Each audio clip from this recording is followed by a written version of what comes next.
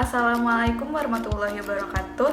Nama saya Alfia Kurniasari dari 5A Pendidikan Biologi UIN Sunan Gunung Jati, Bandung. Pada video kali ini saya akan membahas mengenai 3 materi. Materi yang pertama adalah struktur dan fungsi lipid, materi yang kedua adalah metabolisme lemak, dan materi yang ketiga adalah sintesis asam lemak. Baik, langsung saja kita mulai materi yang pertama, yaitu mengenai struktur dan fungsi lipid. Sebelum kita membahas struktur dan fungsi, kita harus tahu dulu apa itu lipid. Pada kebanyakan orang, lipid itu sering disamakan dengan lemak. Nyatanya, lipid itu tidak sama dengan lemak. Cakupan lipid lebih luas daripada lemak. Kemudian, apa sih lipid itu? Lipid itu adalah suatu senyawa yang berisi karbon dan hidrogen yang tidak dapat larut dalam air atau hidrofobik, tetapi dapat larut dalam pelarut organik. Kemudian, apa sih lemak itu? Lemak itu adalah suatu zat yang kaya energi yang berfungsi sebagai sumber energi utama untuk proses metabolisme tubuh. Kemudian, adapun fungsi dari lipid yang pertama itu adalah sebagai bahan bakar metabolik, yang kedua itu adalah sebagai komponen struktural membran sel, yang ketiga adalah sebagai komponen pembentuk insulator, yang keempat adalah untuk menghemat protein, yang kelima adalah untuk memberi rasa kenyang dan kelezatan, yang keenam adalah untuk meredam dampak benturan pada organ tubuh, dan yang ketujuh adalah sebagai pembentuk hormon dan vitamin yang larut dalam lemak. Selanjutnya saya akan membahas 3 kelompok utama daripada lipid. Yang pertama itu adalah lemak, yang kedua adalah fosfolipid, dan yang ketiga adalah steroid. Lemak terdiri atas adiposit atau sel-sel lemak. Adiposit berisi trigliseraldehid yang dapat dipecah menjadi molekul lebih kecil, yaitu gliserol dan 3 asam lemak. Kemudian, macam-macam asam lemak. Asam lemak terdiri atas asam lemak jenuh dan asam lemak tak jenuh. Asam lemak jenuh ikatannya rantai tunggal, sedangkan asam lemak tak jenuh ikatannya rantai ganda. Pada asam lemak jenuh, atom hidrogennya memenuhi atom karbon, sedangkan pada asam lemak tak jenuh, terdapat atom hidrogen yang hilang pada beberapa atom karbon. Selanjutnya, bentuk dari asam lemak tak jenuh, yaitu ada bentuk cis dan trans. Bentuk cis apabila atom hidrogen pada ikatan rangkap ganda berada pada sisi yang berlawanan sehingga bentuknya lurus. Sedangkan asam lemak tak jenuh cis, atom hidrogen pada ikatan rantai gandanya berada pada sisi yang sama sehingga bentuknya akan membengkok. Selanjutnya adalah penamaan asam lemak. Penamaan asam seringkali ditulisi dengan angka belakang seperti ini. Misalnya di sini yang pertama adalah asam laurat. 12 di sini merupakan jumlah atom karbon, sedangkan 0 merupakan jumlah rantai ganda. Kemudian contoh penamaan asam lemak selanjutnya adalah asam oleat. Di sini asam oleat memiliki 18 atom karbon dan 1 rantai ganda. Yang terakhir adalah simbol omega untuk menentukan letak rantai ganda pertama. Ini merupakan gambaran dari penamaan asam laurat.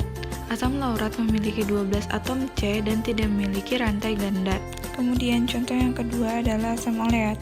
Memiliki 18 atom C, 1 rantai ganda, dan rantai ganda berada pada atom C yang ke-9. Yang selanjutnya adalah fosfolipid.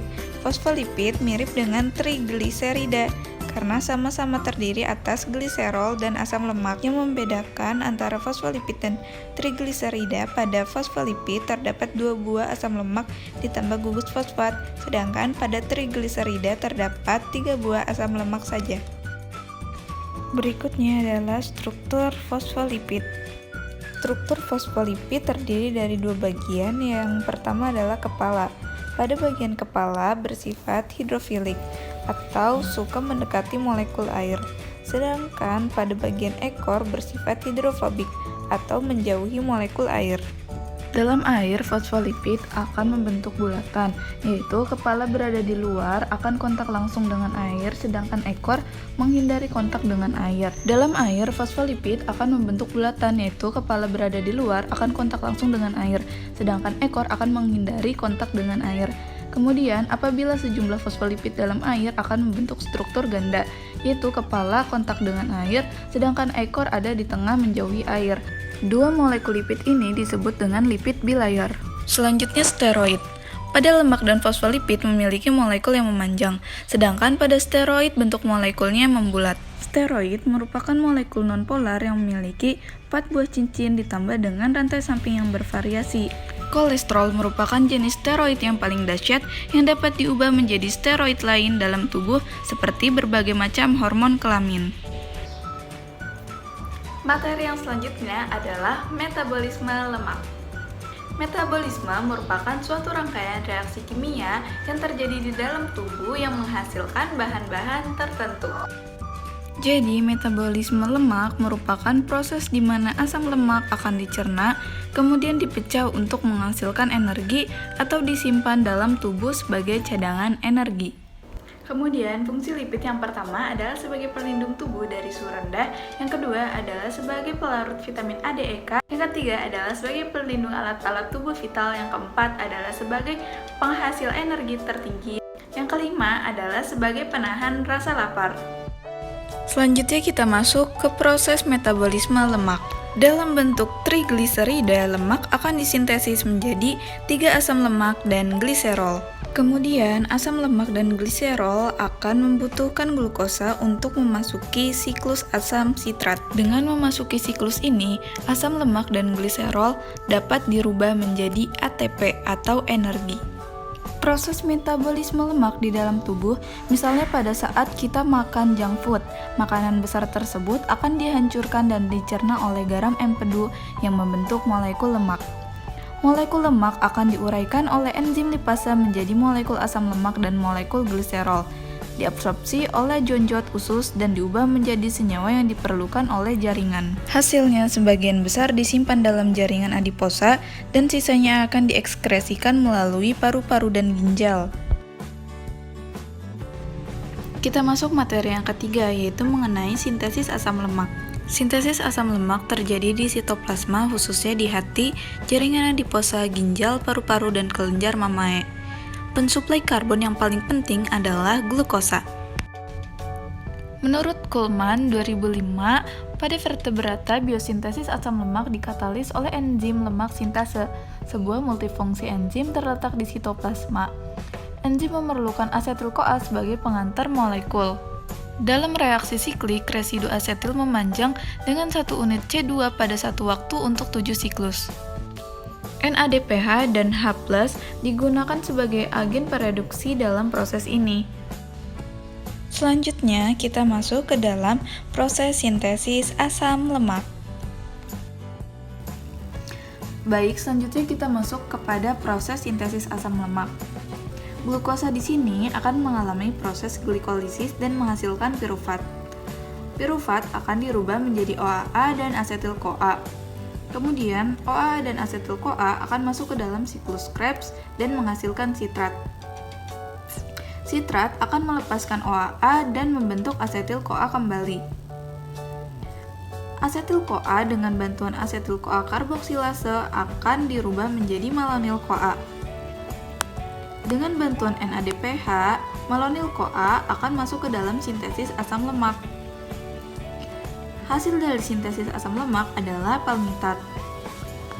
Asam palmitat merupakan asam lemak pertama yang dihasilkan oleh tubuh. Jika asam palmitat tidak dibutuhkan lagi oleh tubuh dalam bentuk energi, maka asam palmitat akan diikat oleh gliserol 3-fosfat menjadi TG. TG merupakan triasil gliserol. Kemudian TG akan ditransportasikan dengan VLDL melalui darah.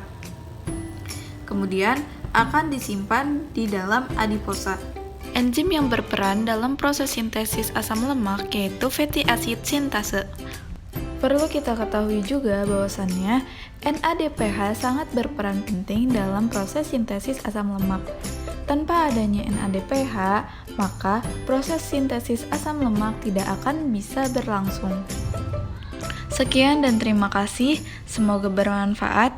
Apabila terdapat kekeliruan dalam menyampaikan materi atau terdapat kesalahan dalam menyampaikan materi, mohon untuk dikoreksi. Kurang lebihnya mohon maaf. Wabillahi taufiq wal hidayah. Wassalamualaikum warahmatullahi wabarakatuh.